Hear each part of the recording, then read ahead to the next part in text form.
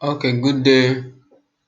This is Mystic Twin, and I welcome you to this class.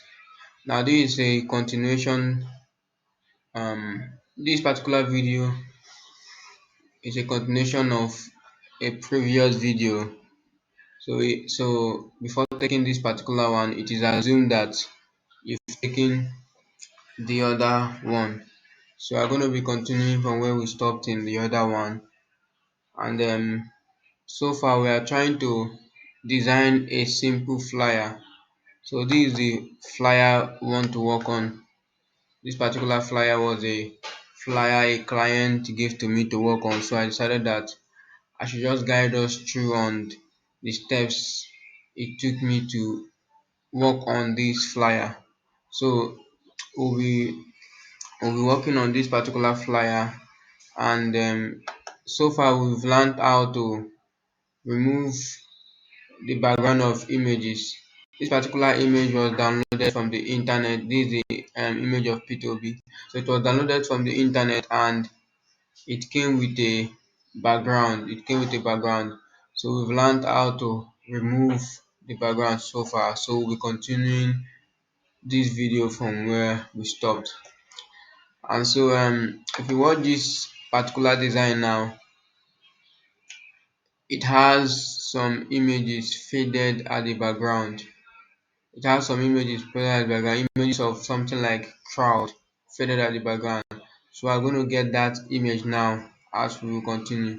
So you go to your browser, you open your browser, and it's still your Google. You go to your Google, crowd, just write crowd on your Google, and go to images. You see images of crowd. You see images of crowd. You can use any of them. I can decide to use this one. Just click on it, right click on it, open image in new tab. Go to the image will open in a new tab. Go to the tab, right click, save the image. Save the image. Now I'm saving the image in my downloads folder. In my downloads folder.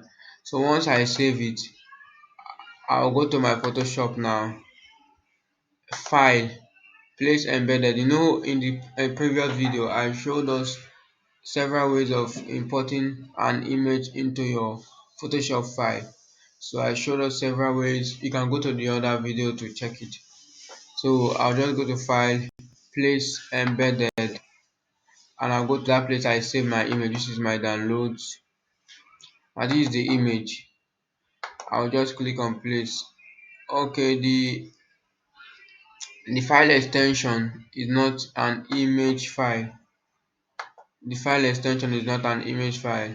So I'll go to my downloads here and convert it. This is the image here. Let me know if it can be convertible. Let me know if it can be converted. Okay, let's open with paint. Okay, can't even open with paint. It can only be opened with um web, because the file extension, if you check here, the file extension is web file. So it can only be opened with web. So for this kind of images, if it doesn't import, just come to this place, right click, copy image, go to your Photoshop, go to your edit, paste. So once you paste, the image will enter there.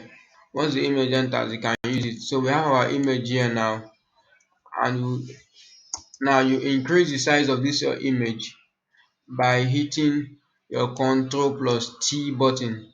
Ctrl plus T, Ctrl plus T button on your keyboard, and you increase from any of the edges.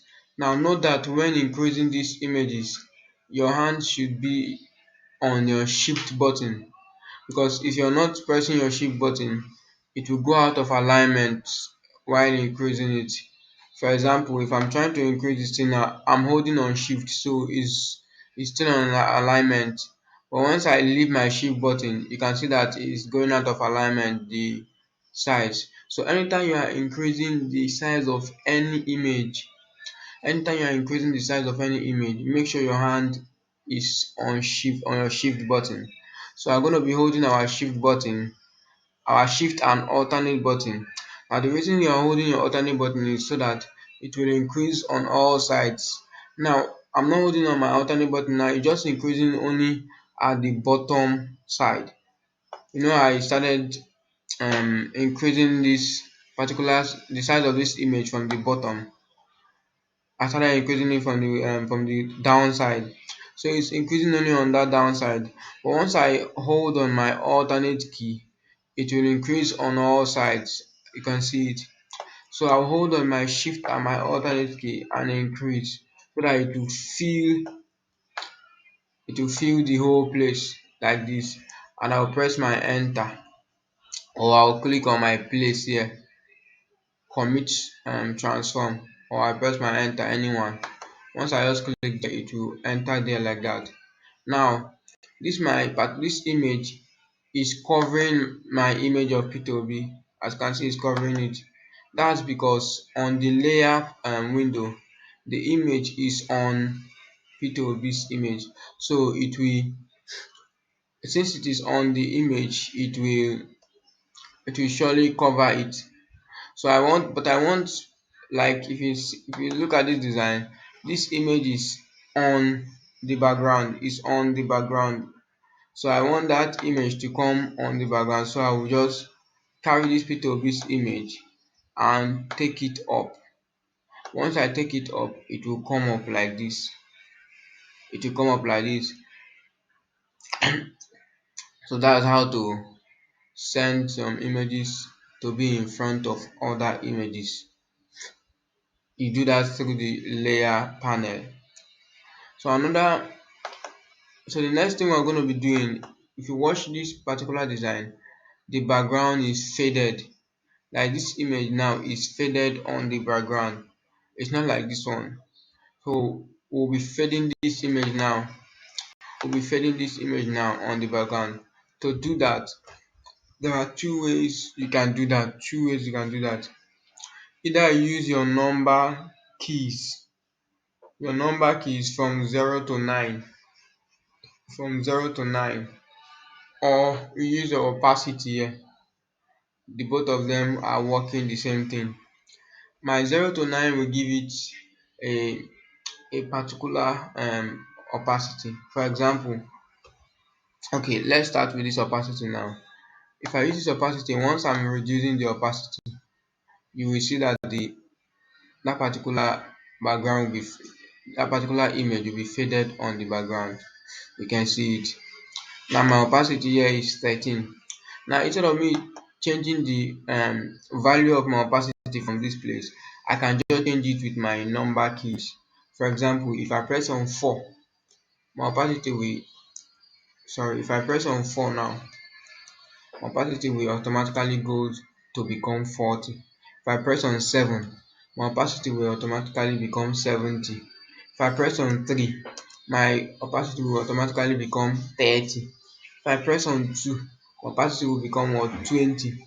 So you can change the value of your opacity automatically with your number key. If I press on if I want to get the value of opacity to be like 27, I'll just press on 2 and 7. It will automatically become 27. So that's how you fade images on background. That's how you change images on background. But for this design, we want the image to be very, very faded on the background, because now it's still a bit visible. If you watch this one, it's very much faded on the background. So we are going to be using let's check 20. Okay, let's use 15. Okay, 15 is okay now. 15 is okay on the background. So we've gotten our background now. So I'm going to reduce this image a bit. If you watch this particular design, the image is small. So I'm going to reduce this image a bit just by pressing my Ctrl plus T button, or I'll click on my show control transform from my option window, show transform control. So once this is activated, I can reduce the size from any of the sides. I can just reduce the side. Remember, when reducing, make sure you are holding on your shift key. Make sure you are holding on your shift key. So I can reduce the size. Okay, this is perfect. This is perfect. This is perfect. Once I'm done, I'll press my enter button and I will achieve this. Now the next thing I'll do is to fade. Whenever you are having images like this that have that has a sharp edge, if you watch this particular image, it has sharp edge. One thing that is advisable is that you fade the edges of this of the image. You fade the edge. You fade the edge. Now we're going to be fading the edge of this particular image. We are going to be fading the edge of this particular image. If you watch here, the edge is not seen. Is not seen. So we'll fade the edge of this image. And to do that is very easy. It's very easy to do that. So please, I want you to pay close attention here. I want you to pay close attention here. Now, there are several ways to do it, but there is a particular way I do my own that is very, very, very advisable that you take. Now, you can use your eraser tool to do it, but I don't really advise eraser tool because anything you do with your eraser tool becomes permanent. You cannot go back to undo what you did. For example, I want to use eraser tool on this particular image. This is my eraser tool. If I want to use it on this particular image, I will have to rasterize first. The image is a smart object, so eraser tool doesn't work on smart objects. So I'll have to rasterize it first, and use my eraser tool. I can increase. If I right click here, you will see the size of the image of the eraser. I can increase or reduce the size. So after increasing or reduce, I can use my eraser tool to just clean the edge like this. But after getting this, I cannot go back. Let me say if I made a mistake or something like that, I can't go back to what I have done before. That is why I don't advise using eraser tool. So the best tool I advise is to work on layer masking. Layer masking. When you use layer masking, anytime you like, you can still um go back to the selection you've made before and maybe change change change what you've done. So let's see so that we understand it better. Let's just go back to this. So I'll be using what we call layer masking to um clean the edge of this image. Now what is layer masking? Like the word um like the word is showing, mask mask. That mask is if I say I'm wearing a mask, for example. Now if you see all this masquerade, or maybe Father Christmas or something like that, people that wear mask masking is a way of covering certain part of your body. For example, if I wear a mask now, you will not see my real face. The face you'll be seeing is the face of that mask. So you can't tell if I'm ugly or if I'm beautiful or handsome. What you'll be seeing is what is just the face of that mask. So masking is a way of covering certain part of my body, so that what you'll be seeing is that mask. You'll not be seeing my real face. So that's masking. So that is the principle we're applying to this image in layer mask. Layer masking is a way of hiding certain parts of that layer, masking certain part of that layer. So we'll be using layer mask on this particular image. To activate your layer mask, you click on this. Once you go to down of your layer window, at the bottom of your layer window, you will see this icon there. After this fs, you see this icon there. This the icon for your layer mask. You can see it's showing us add layer mask. So once we click on it, a a mask will be added to the layer. You can see this is the mask, this is the normal layer, and this is the mask. So on this layer will be it is on this layer that we'll be drawing our we'll be hiding this particular part of the image. Now why I love this layer mask is that what this layer masking does is just to hide that part. I can make it visible anytime I like. But if it's eraser tool takes away that part, that once you remove it, you've lost that part. But layer masking will just hide that part. At anytime, maybe anytime I like, I can still make it visible. That's just the difference between layer masking and using eraser tool.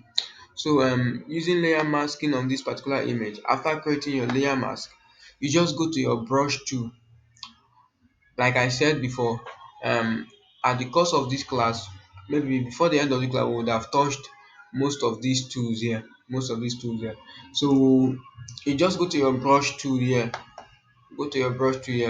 make sure your the color that is activated there is the color at your foreground color is set to be black, not white. Make sure it is black. Once it is on, and make sure it is on your layer mask. Make sure it is not on your layer. The selection should be on your layer mask, not on your layer. So once it's on your layer mask, make sure the color is set to be black, and click on your words on your brush tool. So we are going to be reducing the size of this brush. There are two ways to reduce it. Either you right click and reduce the size there, or you press on your curly bracket. There's a particular bracket key that is after your P button on your keyboard. A particular bracket key, curly bracket, that is after your P button on your keyboard. So just press that key, the opened um curly bracket is to reduce the size of the brush, while the closed curly bracket is to increase the size of the brush. So any of you can use those ones to reduce and increase. So let's reduce the size of this brush, because what we want to cover is just a little part of the image. So I think this is better. And make sure it is on black. So I'll just draw something here to cover this part of the image. If you watch, what I'm drawing is on my layer mask. If I disable this layer mask now, let me say I disable it now, you will still see my, that means I'm layer disabling it means I'm removing my mask from my face so that you can see my real face that mask is covering. Masking is just covering some part of that image. It's just covering some part of that image. So once I disable it, you can still get back my work back. But if it's eraser tool, you cannot get that part. You've lost it forever. But layer masking, you can get it back. So that is why I prefer layer masking to eraser tool. So I can just activate it back. I have my image. So we have this image now. We have this image now. We have the background gotten correctly, and we have this image. So we are going to be bringing it down. We are going to be bringing it down, and so the next thing to do, let's look at our design that we're looking at. We've gotten this image, we've gotten our background. Now there is another image here, which is this logo. This is the logo of Labour Party. Labour Party is the party this guy is coming out, and is a candidate of Labour Party. So we'll be getting this image of Labour Party.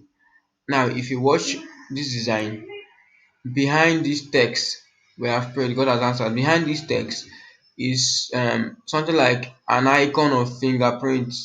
Look at this icon of fingerprint. This is also an image So we'll be getting this image also.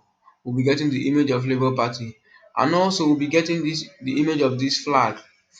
So we'll be getting these three images. We'll be getting these three images that we'll work on. And once we get those images, we'll place them and get this text, place the text, get our colors right, and that's all. It's just a simple flyer design that if you understand the principle we worked with here, you will get it right. So we'll be ending this particular video here. We'll continue in another video so that the video will not be too lengthy. Thank you for staying through, and God bless you.